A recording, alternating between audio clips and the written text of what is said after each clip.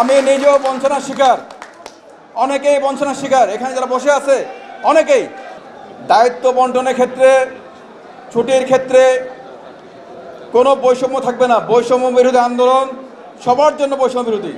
অনেক জায়গায় ঘটনা ঘটতেছে এবং তারা বুঝতেছে সবাই যে পুলিশ ছাড়া রাষ্ট্র চলতে পারে না।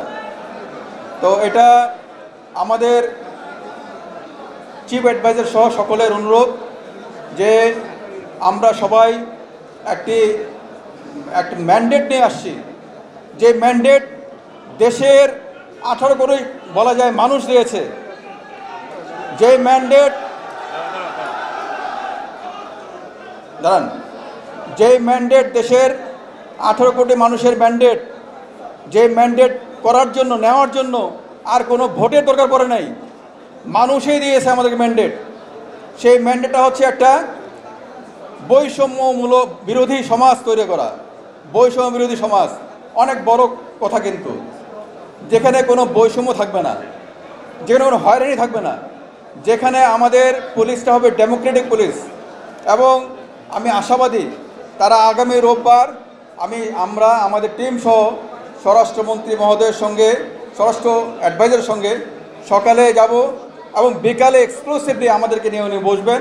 সেখানে এই আপনাদের যে দাবিগুলি আছে প্রতিটি দাবি, এছাড়াও আরও যে রিক্রুটমেন্টের বিষয় আছে যেগুলি এখানে আসে নাই সেগুলি সহ, কারণ এটা শুধু আপনার দাবি না, তো এটা আমারও দাবি, এটা আমারও দাবি। কারণ আমি নিজেও বঞ্চনার শিকার, অনেকেই বঞ্চনার শিকার। এখানে যারা বসে আছে অনেকেই। আমরা চাই এমন একটি পলিসি যার মেরিট আছে, যার দক্ষতা আছে, যে একটা সিস্টেম থাকবে, এই সিস্টেমটা তাকে পরবর্তী ধাপে নিয়ে যাবে, তার প্রমোশন হবে। দায়িত্ব বন্টনের ক্ষেত্রে, ছুটির ক্ষেত্রে কোনো বৈষম্য থাকবে না। বৈষম্য বিরোধী আন্দোলন সবার জন্য বৈষম্য বিরোধী, সবার জন্য সমতা আনয়ন, এই বিষয়গুলি কিন্তু আমরা নিশ্চিত করব। অনেকেই বঞ্চনার শিকার হয়েছেন, অনেকেই অনেকভাবে তাদেরকে ট্যাগ লাগানো হয়েছে।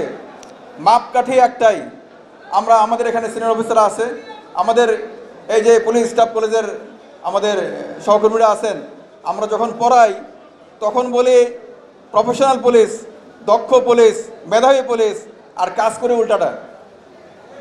আমরা প্রফেশনালিজমটা অনেক বড় টার্ম, অনেক কিছু আছে এখানে, নীতি নৈতিকতা, কিন্তু ওর মধ্যে হয়তো আমরা কাজ করি না। আমরা কিন্তু আত্মসমালোচনা করা দরকার, কারণ আমি যদি সমালোচনা না করি আমি বুঝতে পারবো না।